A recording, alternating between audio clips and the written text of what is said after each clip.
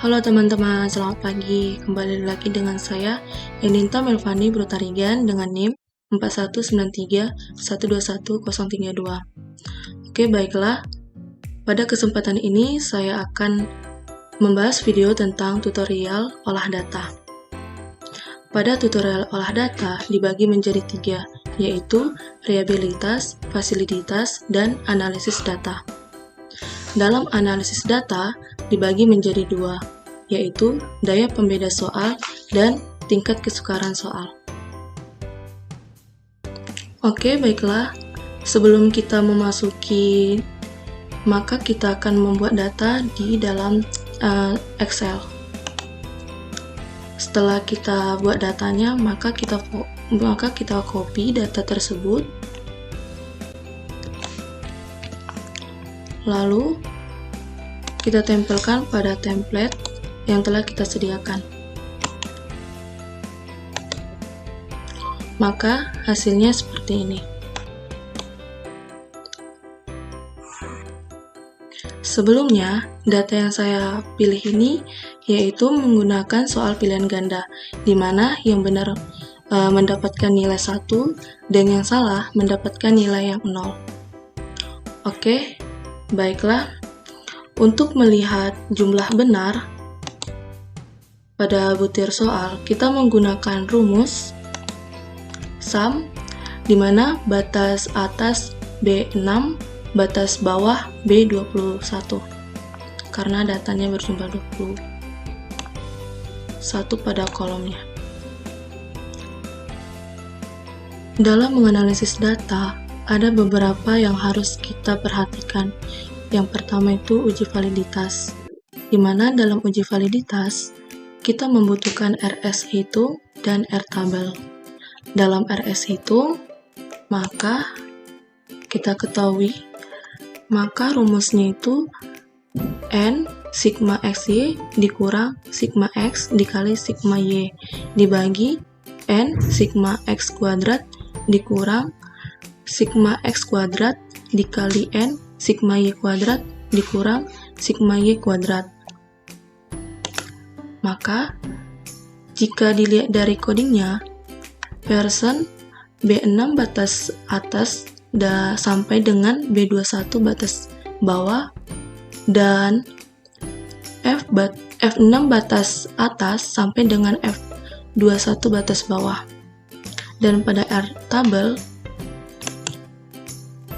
jika R hitung lebih besar dari R tabel, maka dinyatakan valid. Jika R hitung lebih kecil dari R tabel, maka dinyatakan tidak valid. Dan sudah ketentuannya mendapatkan hasil 0,513977 dengan codingnya itu kon B6 batas atas sampai dengan B21 batas bawah. Maka dapat disimpulkan di mana pada baris 1 atau soal 1 dinyatakan valid, soal 2 valid, soal 3 valid, soal 4 valid, dan begitu seterusnya. Dalam penentuan kategori, maka dapat diklasifikasikan validitasnya di mana 0,81 sampai 1 sama dengan validitas sangat tinggi atau sangat baik. 0,61 sampai 0,8 dinyatakan validitas tinggi atau baik. 0,41 sampai 0,60 dinyatakan validitas sedang atau cukup. 0,21 sampai 0,40 dinyatakan validitas rendah atau kurang. 0,00 sampai 0,20 dinyatakan validitas sangat rendah atau jelek, dan RXY yang 0,00 atau dibulatkan menjadi 0 dinyatakan tidak valid. Di mana jumlah valid itu yaitu ada 9 dengan codingnya itu kontif B26 batas atas sampai U26 batas bawah. Dan jumlah tidak valid ada 11, di mana codingnya itu kontif B26 batas atas sampai dengan U26 batas bawah.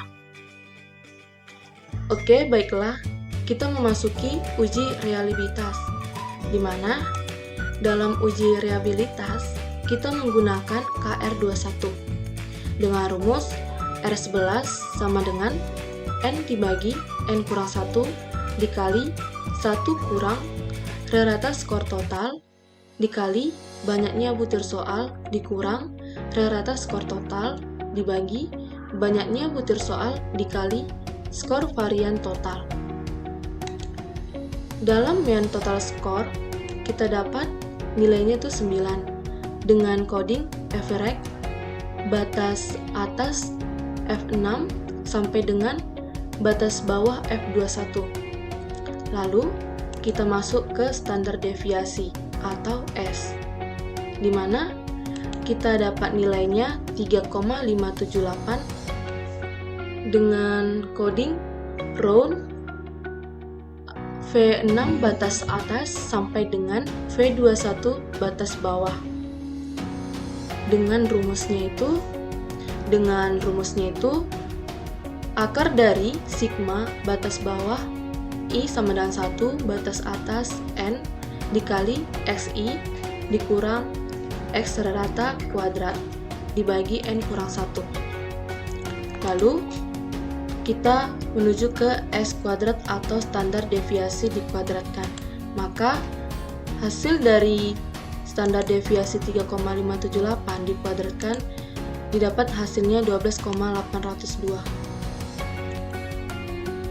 Koefisien reliabilitas atau R11, di mana kita mendapatkan nilainya itu 0,646 dengan coding yaitu round 2 huruf count B6 batas atas sampai dengan U6 batas bawah dibagi count B6 batas atas sampai dengan U6 batas bawah dikurang 1 dikali 1 kurang B32 kali count B6 batas atas sampai dengan U6 batas bawah dikurang B32 dibagi count B6 batas atas sampai dengan U6 batas bawah dikali B34. Lalu ke R tabel, di mana kita dapat 0,513977. Dari R tabel itu sudah kita jelaskan sebelumnya.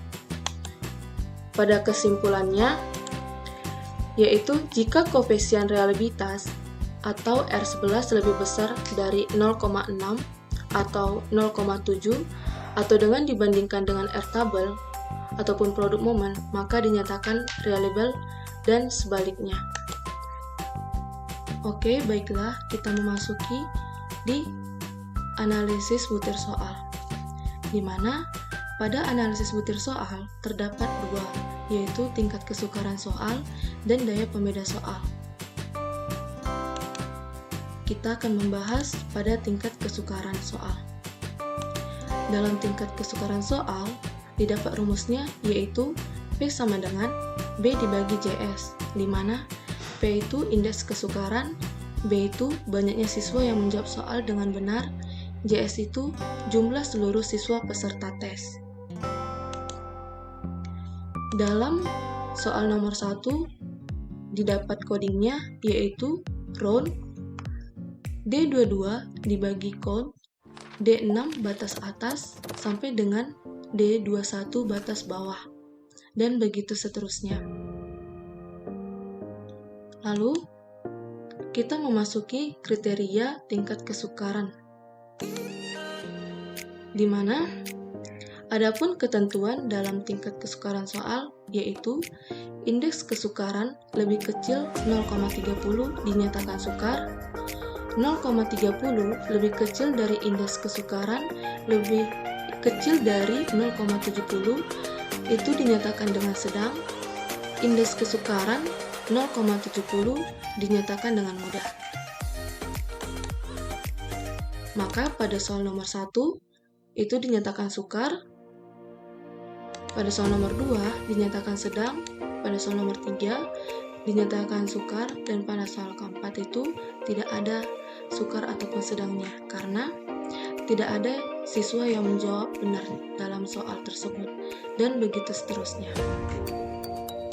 Baiklah, kita memasuki yang kedua, yaitu daya pembeda soal. Di mana daya pembeda soal itu mempunyai rumus DP sama dengan BA dibagi JA dikurang BB dibagi JB, atau sama dengan pembatas atas dikurang pembatas bawah, di mana DP itu sama dengan daya pembeda. Pembatas atas pada soal nomor 1 yaitu 0,429 dengan coding round countif D6 batas atas sampai dengan D12 batas bawah.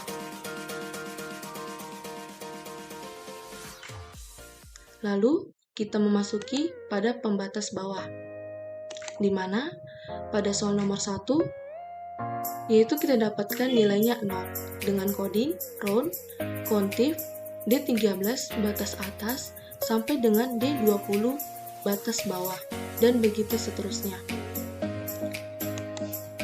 Oke, kita memasuki di kriteria, di mana pada daya pembeda soal terdapat ketentuan-ketentuan yang harus kita ketahui, yaitu yang pertama, DP lebih besar dari 0,70, yaitu sama dengan baik sekali.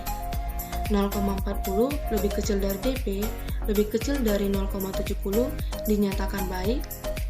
0,20 lebih kecil dari DP, lebih kecil dari 0,40 dikatakan cukup. DP lebih kecil dari 0,20 dinyatakan jelek atau drop.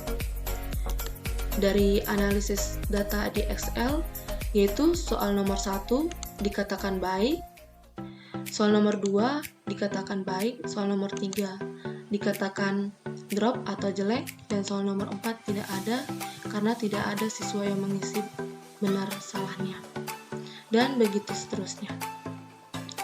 Sekianlah dari tutorial saya mengenai analisis soal pilihan ganda.